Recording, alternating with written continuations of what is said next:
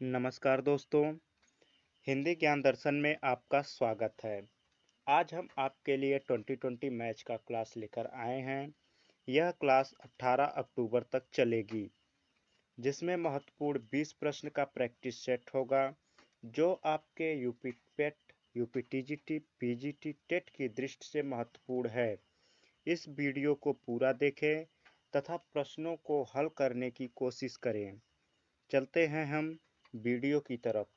प्रश्न संख्या 1, अंतःस्थ व्यंजन है। विकल्प अ में य, विकल्प ब में म, विकल्प स में ज्ञ या विकल्प द में श। इसमें कौन सा उत्तर सही है, आप कमेंट करें।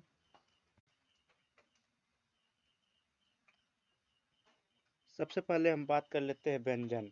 व्यंजन 4 प्रकार का होता है: स्पर्श व्यंजन, अंतःस्थ व्यंजन, ऊष्म व्यंजन और संयुक्त व्यंजन। अंतःस्थ व्यंजन के अंतर्गत क वर्ग से लेकर प वर्ग तक के वर्ण आते हैं। अंतःस्थ व्यंजन के अंतर्गत य, र, ल, व वर्ण आते हैं। ऊष्म व्यंजन के अंतर्गत तालव्य स, मूर्धन्य स, दंती स तथा ह वर्ण आता है। संयुक्त व्यंजन के अंतर्गत छ त्रायज्ञ वर्ण आता है। इसके बाद अगला प्रश्न है प्रश्न संख्या 2, ओ का उच्चारण स्थान है। अ नासिका, ब मूर्धा, स कंठोष्ठ, द ओष्ठ। इसका आंसर कमेंट करें। अब हम बात करते हैं नासिका। वर्गों का पंचमा अक्षर नासिका के अंतर्गत आता है, जिसमें है अंग, इया, ड़, न और म वर्ण। ये किस में आते हैं? नासिका में आते हैं, जिससे ये गलत है। अगला ब में है मूर्धा। मूर्धा का एक सूत्र होता है ऋतु रसाणाम मूर्धा। ऋतु रसाणाम मूर्धा, इसके अंतर्गत री, टू से ट वर्ग, र, मूर्धन्य श वर्ण आते हैं,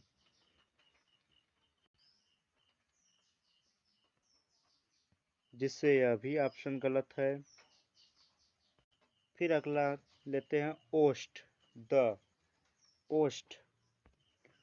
ओष्ठ का सूत्र होता है उपपद्मानीयानाम ओष्ठौ। इसके अंतर्गत उ, दीर्घ उ, प वर्ग के वर्ण आते हैं। यह भी विकल्प गलत है। स में है कंठोष्ठ। इसका सूत्र होता है ओ दौतो कंठोष्ठम। इसका सूत्र होता है ओ दौतो कंठोष्ठम। इसके अंतर्गत ओ और अ वर्ण आते हैं, तो ओ का उच्चारण स्थान होता है कंठोष्ठ, इसलिए ऑप्शन नंबर स सही है। फिर चलते हैं अगले क्वेश्चन की तरफ, प्रश्न नंबर 3 की तरफ। अर्ध स्वर कहलाता है। विकल्प अ में ओ, विकल्प ब री, विकल्प स क, विकल्प द व। इसमें कौन सा विकल्प सही है, कमेंट करें।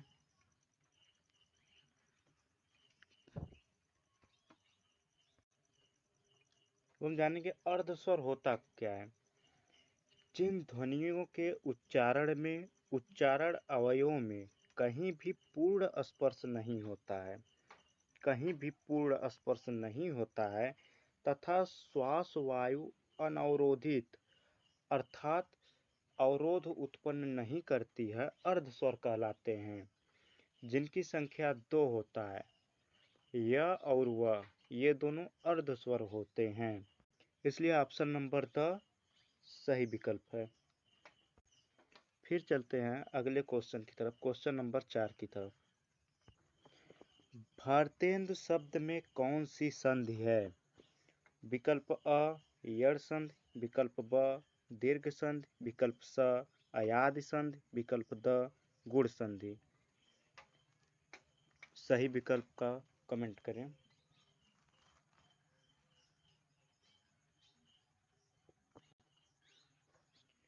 अगर हम भारतेंदु शब्द का विच्छेद करते हैं तो भारत धन इंदु होगा। भारत का अंतिम वर्ण अ तथा इंदु का प्रारंभ वर्ण ई मिलकर ए हो जाता है। या जहाँ पर अ प्लस ई मिलकर ए हो जाए वह भी गुण संधि होगी, इसलिए option number the right answer है। अगला क्वेश्चन, प्रश्न संख्या 5, वृक्ष छाया का संधि विच्छेद है। विकल्प वृक्ष प्लस छाया, वृक्ष धन छाया, विकल्प ब वृक्ष धन छाया, विकल्प स वृक्ष धन च छाया, विकल्प द वृक्ष ब्री धन छाया। इसका सही विकल्प है ब वाला, वृक्ष प्लस वृक्ष धन छाया। फिर चलते हैं अगले क्वेश्चन की तरफ। अगला प्रश्न है प्रश्न नंबर 6, पुनर्जन्म की संधि विच्छेद है। विकल्प पुनः धन जन्म, विकल्प ब पुनः धन जन्म, विकल्प स पुनर्धन जन्म, विकल्प द पूर्ण धन जन्म। यह एक विसर्ग संधि है जिसका विकल्प होगा पुनः प्लस धन जन्म। राइट आंसर है अ वाला, पुनः धन जन्म। फिर अगला प्रश्न है, सुख दुख में कौन सा समास है। विकल्प बहुब्रीहि समास, विकल्प ब तत्पुरुष समास, विकल्प स द्विगु समास, विकल्प द द्वंद्व समास। इसका कमेंट करें, बहुत ही आसान क्वेश्चन है। इसका राइट आंसर है द्वंद्व समास। अब द्वंद्व समास होता क्या है, ये समास रहेगा समास जिसका दोनों पद प्रधान होता है वह द्वंद्व समास होता है। जैसे सुख दुख, सुख दुख का अर्थ होता है सुख और दुख, इसमें दोनों पद प्रधान है। रात दिन, रात और दिन, इसमें क्या है, दोनों पद प्रधान है। इसका ऑप्शन नंबर 10 सही है, द्वंद्व समास। अगले प्रश्न की तरफ चलते हैं। यह एक परिभाषा है, जिस समास का पूर्व पद प्रधान हो उसे कहते हैं, उसे हम अव्ययी भाव समास कहते हैं। जिस समास का पूर्व पद यानी पहला पद प्रधान होता है उसे हम अव्ययी भाव समास कहते हैं। अगला क्वेश्चन को प्रश्न संख्या 9, प्रश्न संख्या 9, पंचानन में कौन सा समास है। विकल्प अ तत्पुरुष समास, विकल्प ब द्विगु समास, विकल्प स बहुब्रीहि समास, विकल्प द कर्मधारय समास। इसका उत्तर कमेंट करें।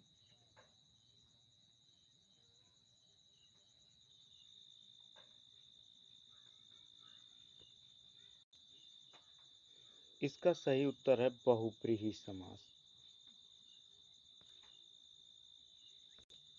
बहुब्रीहि समास अर्थात जिस समास में कोई पद प्रधान न हो कर किसी अन्य पद की प्रधानता होती है वह बहुब्रीहि समास कहलाती है। जैसे पंचानन का अर्थ होता है 5 मुखों वाला, जिसका अर्थ होता है शिव। इसमें ना पंच प्रधान है ना ही आनंद प्रधान है। इन दोनों के अलावा एक तीसरा ही शब्द प्रधान है जिसका अर्थात होता है भगवान शिव। फिर चलते हैं अगले क्वेश्चन की तरफ। क्वेश्चन नंबर 10, निम्न में से तत्सम शब्दों का मूल स्रोत है। विकल्प अ हिंदी, विकल्प ब अरबी, विकल्प स फारसी, विकल्प द संस्कृत। इसका कमेंट करें। इसका सही विकल्प है संस्कृत। अगला क्वेश्चन, प्रश्न संख्या 11, लक्ष्य का तद्भव है। विकल्प अ लक्ष्य, विकल्प ब लाख, विकल्प स लक्षण, विकल्प द लाभ। तो लक्ष्य का तद्भव होता है लाख। विकल्प ब सही। फिर अगले क्वेश्चन की तरफ, प्रश्न संख्या 12। काटना का तत्सम है। विकल्प अ उपाना, विकल्प ब कर्तन, विकल्प स कटह, विकल्प द अजाना।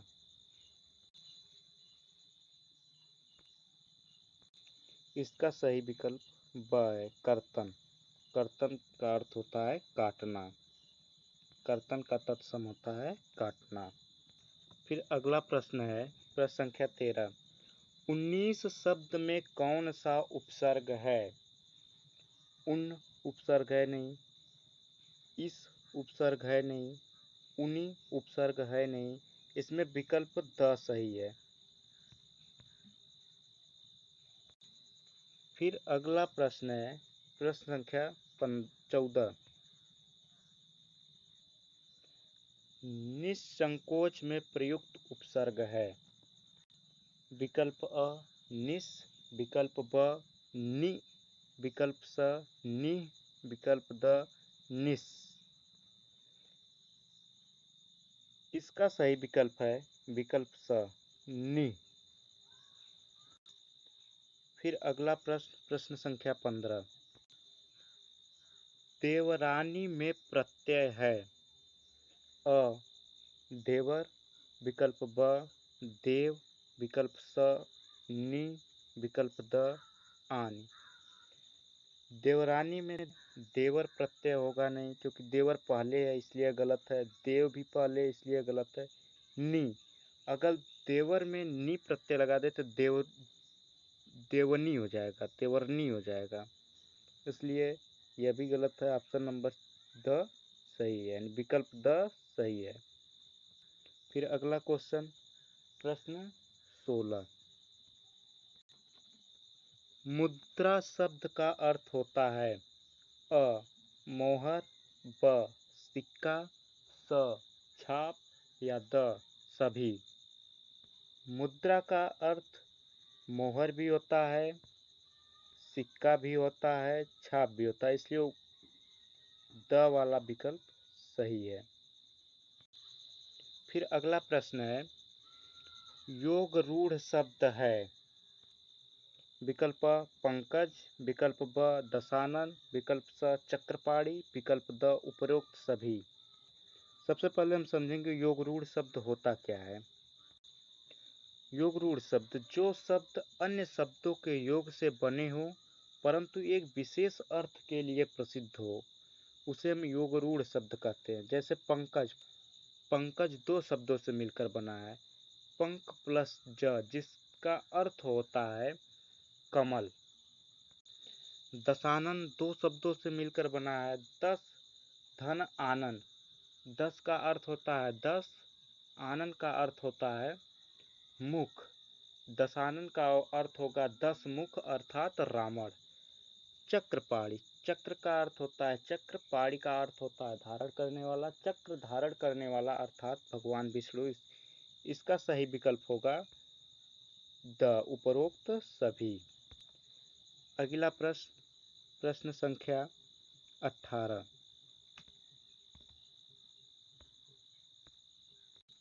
प्रश्न संख्या 18। निम्न में से शुद्ध शब्द है। विकल्प वाल्मीकि, विकल्प आशीर्वाद, विकल्प स कवित्री, विकल्प द वजीफा। तो वाल्मीकि में ई की मात्रा ह्रस्व ई होती है, इसलिए यह विकल्प गलत है। आशीर्वाद में र व के ऊपर होता है, इसलिए यह भी विकल्प गलत है। कवयित्री में क बी पर कोई मात्रा नहीं होगी, इसलिए यह भी गलत है। ऑप्शन नंबर द सही है, विकल्प द सही है। प्रश्न 19। कोयल में कौन सी संज्ञा है? विकल्प जातिवाचक, विकल्प व व्यक्तिवाचक, विकल्प स भाववाचक या विकल्प द इनमें से कोई नहीं। इसका विकल्प अ सही है। कोयल में जातिवाचक संज्ञा है। कोयल का कोई अपना एक कोयल का नाम नहीं होता है, इसलिए व्यक्तिवाचक नहीं होगा। भाववाचक, कोयल कोई भावना नहीं है, इसलिए भाववाचक संज्ञा नहीं होगी। यह जातिवाचक, कोयल पक्षी की एक जाति है, इसलिए हम इसे जातिवाचक संज्ञा में रखते हैं। अगला प्रश्न संख्या 20। निम्न में पंडित की भाववाचक संज्ञा है। विकल्प अ पंडित्व, विकल्प ब पांडे, विकल्प स पंडित्य, विकल्प द पांडव। इसका सही विकल्प है पांडित्य। हमारा 20वां प्रश्न समाप्त हो चुका है। ये परीक्षा की दृष्टि से बहुत ही महत्वपूर्ण प्रश्न हैं। सभी किसी न किसी परीक्षाओं में पूछे गए हैं, इसलिए इसे आप ध्यान से पढ़ें और इसको हल करने की कोशिश करें। आज की क्लास यहीं समाप्त करते हैं। इसी प्रकार के अगले प्रैक्टिस सेट के क्लास देखने के लिए इस चैनल को लाइक, सब्सक्राइब और कमेंट करें, जिससे आपको सही और सटीक कंटेंट मिल सके। धन्यवाद दोस्तों, मिलते हैं अगली वीडियो में।